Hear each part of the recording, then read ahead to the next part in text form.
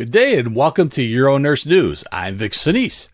Today we're covering an important late-breaking study that could have major implications for the treatment of non-muscle invasive bladder cancer, especially during ongoing BCG shortages affecting urology practices across the U.S. New research presented at the 2026 ASCO Genitourinary Cancer Symposium suggested that the Tokyo-172 strain of BCG performs just as well as the commonly used TICE strain for patients with high-grade cancer. Let's break down what that means. For decades, intravesical BCG, or Bacillus Calmette Guérin, has been the gold standard treatment for high-risk non-muscle invasive bladder cancer. However, many clinicians know firsthand that supply shortages have been a persistent challenge, largely because the United States relies heavily on a single strain, BCG TICE. There used to be two strains, but there's only one. That raises an important question. Could other BCG strains be just as effective? According to study investigator Robert Zvack, modern genomic analysis shows that BCG strains are quite different from one another. Early strains such as Tokyo-172 differ genetically from later strains like TICE. These differences include genetic deletions, insertions, and single nucleotide polymorphisms that can influence how the immune system responds. But until now, it wasn't clear whether those genetic differences affected clinical outcomes in bladder cancer treatment. To answer the question, researchers conducted the Phase 3 randomized trial SWOG S1602. The study enrolled 984 patients with high-grade NMIBC who had never previously received BCG therapy.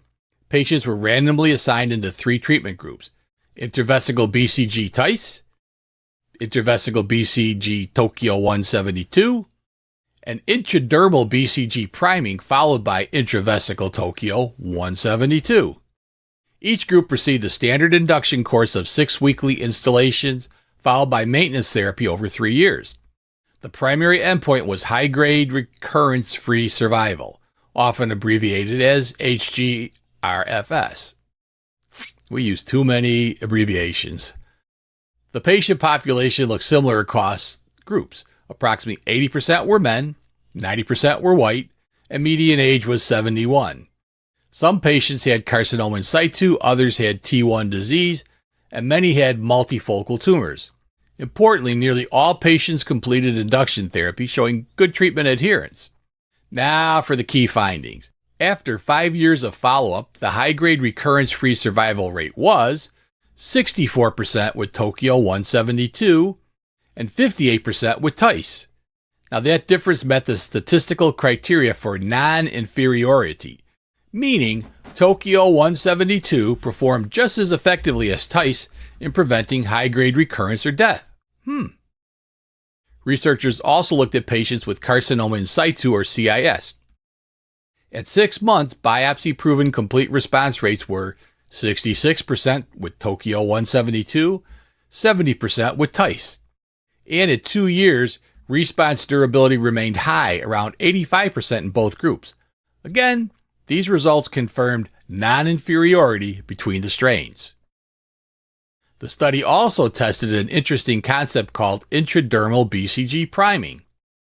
The idea was that giving a small BCG injection under the skin before bladder treatments might stimulate the immune system and improve cancer control.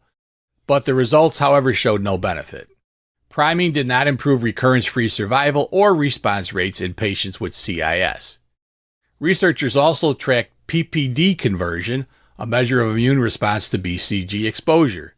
More patients receiving Tokyo-172 converted to positive PPD tests than those receiving TICE. However, this immune conversion did not predict better cancer outcomes.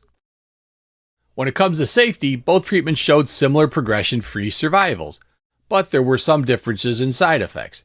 Patients receiving Tokyo-172 experienced more grade 3 adverse events, higher rates of hematuria, increased urinary tract symptoms and pain. On the other hand, milder side effects were slightly less with Tokyo-172.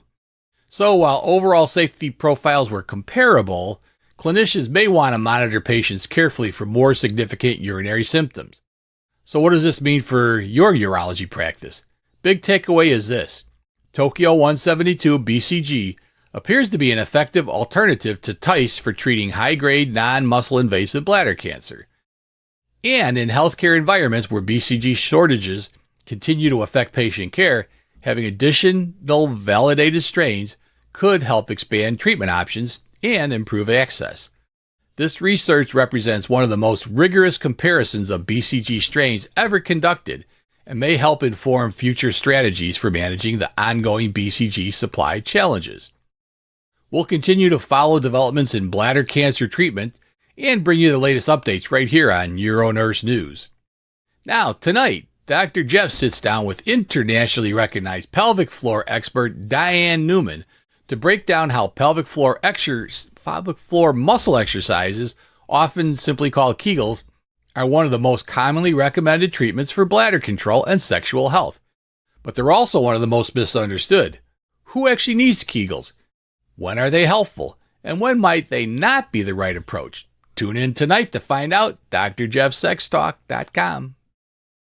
And tomorrow, what if artificial intelligence could read CT scans in seconds and help clinicians make faster decisions for patient care? So, in tomorrow's episode of UroNurse News, I'm going to explore how automated CT scan analysis powered by AI could transform clinical assessments, helping identify urgent findings sooner and improving workflow in busy hospitals. From kidney stones to critical abdominal findings, CT scans are the cornerstone of modern diagnosis. But new AI technologies may soon help clinicians prioritize urgent cases, detect abnormalities faster, and support better decision-making at the bedside. And is this the future of medical imaging? And how might it impact emergency medicine and patient care? Tune in tomorrow to find out. UroNurse News every Monday through Friday at 9 a.m. Central Time.